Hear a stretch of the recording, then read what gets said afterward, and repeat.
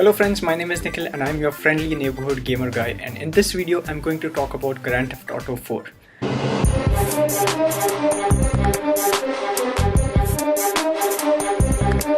So as I mentioned in my previous videos that I started playing Grand Theft Auto series quite late, right? And I played GTA Vice City on the time that Grand Theft Auto 4 was released, so I had a lot to catch up on, and so I played Vice City first, San Andreas, and then Grand Theft Auto 4.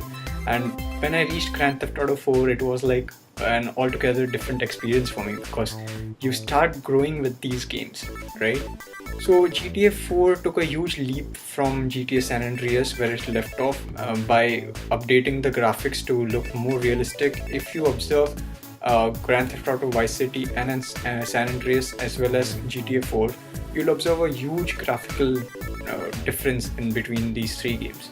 GTA Vice City was more, you can say, cartoonish in a way. GTA San Andreas was very raw in graphics, whereas GTA 4 is this whole realistic environment, right? You are thrown into Liberty City. Niko Bellic, a Russian, comes to live the American dream. That the opening scene was amazing. The way that Platypus, the ship that you're on, comes and the opening credits roll, simply amazing.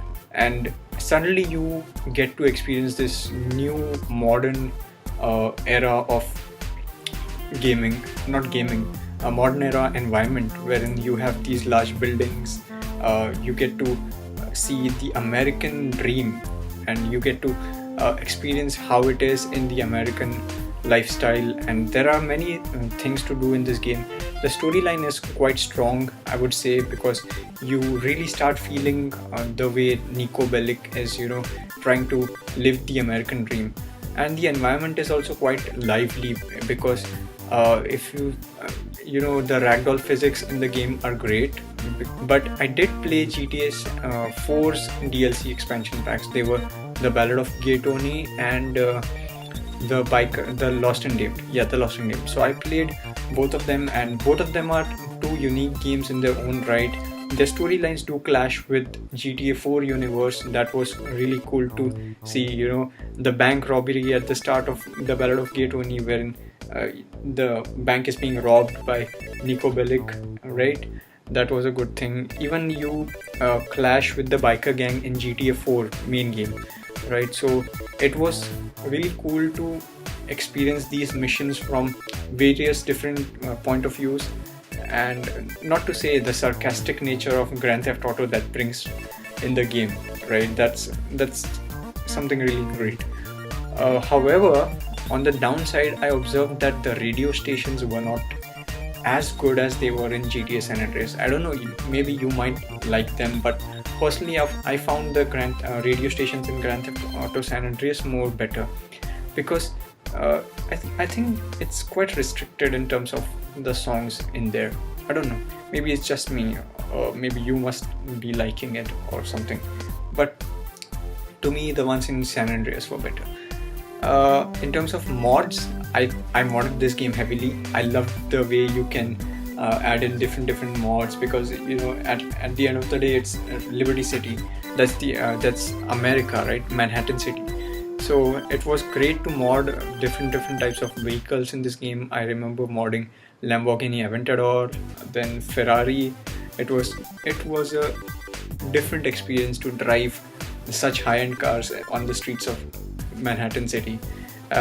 Plus I also used a mod wherein you can display the real life names of the locations, right? Like the Central Park, Manhattan City, blah blah blah. So all in all, this game felt really realistic.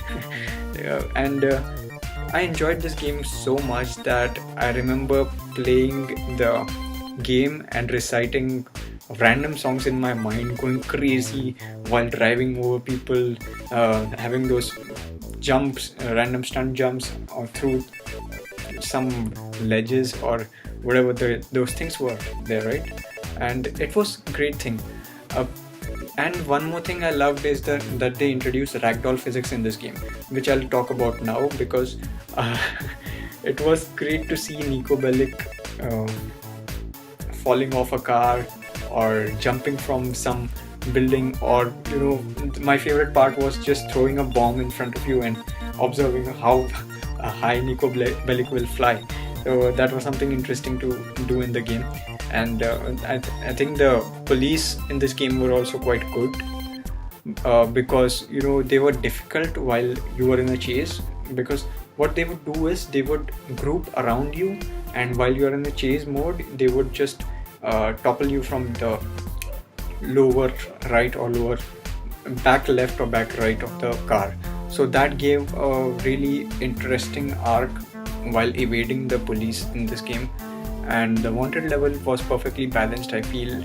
Overall this game was a great experience, because it had some of the best story arcs in the game as well, because you get to live the American dream from the point of view of an immigrant, right? Nico Bellic is an immigrant, and it was told in a modern days era, right? That I think the universe that GTA 4 was set off was around 2009 or something. So this was the age of the internet. Like, the internet was already there, so you would also have a mini activity wherein you would actually go on to the internet and post your profile, search for buy cars, or if you buy cars then they would automatically be sent to you in the garage or something. I don't remember quite properly, but yeah, there was this functionality in there. Then you would also have dating sites. The internet inside the game was hilarious, because you had all these rip-off sites. That was amazing. I used to spend countless number of hours just trying to explore the websites inside the game. So that was great, as well as the game has some rip-off brands, like Sprite is Sprunk. So that was a sarcastic take by Rockstar Games, because Rockstar Games is good at sarcasm. They take this real life and they add in their flavor of sarcasm, and they present it to you gamers without any fear. Rockstar is fearless, and they really don't give a damn about what people think. So that's the reason why GTA series are doing so well. And personally, to me, what I think is GTA 4 is, in terms of realism alone, is more better than GTA 5. There's a video I watched with a careful comparison between these two games. I'll leave the link for that in the description. And looking at that video, I felt, yes, GTA 4 indeed is better than GTA 5 in many ways. So I'll just leave that for another topic, or you can just check out the video that explains it perfectly. I don't need to explain it any further. The cars were also good. The handling was better. If you compare San Andreas to GTA 4, hugely. I think they put in a lot of effort in transitioning from cartoonish graphics to realistic graphics. So that was a great thing to have. Also, what you observe in GTA 4 is that you have these magical weather cycles, right?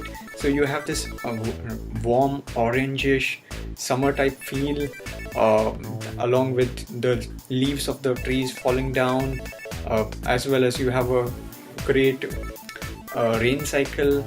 Weather was simply perfect. The weather cycle, I loved the weather cycle of this game. It was simply perfect. Another favorite thing to do was to go on top of a building, like the highest building, from a helicopter, and then jump off from there, because you get to see a really nice type of animation, and it's also fun to just waste yourself in the game. The map, I think the map was smaller than San Andreas, right? It was not as big, but the city was dense. It was densely populated, because if you take a look at Manhattan City, that city is crowded. Of course, the game was not as crowded as the real Manhattan City, but you get my point. It felt real. It didn't feel like you were just thrown into a lifeless city. On the other hand, what I think is that GTA 4 was also dumbed down in contrast to San Andreas, because I think they downgraded from San Andreas to GTA 4 a lot, because what happened was, if you observe, in San Andreas you could train your character. If you didn't eat for a long time, your muscles would get degraded. All of that elements were completely lost out from GTA 4, so that was a bit disappointing. So, but I think it's okay, in comparison to that, GTA 4 did a marvelous job at the storytelling aspect. Other thing I liked about the game was the choice of clothes that you can buy.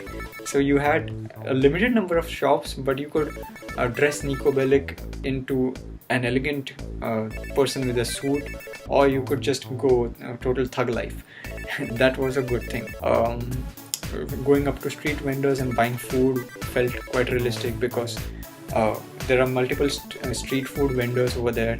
You also have these street vending machines wherein you can just pay some coins and get a cold drink for yourself. That was there in San Andreas too.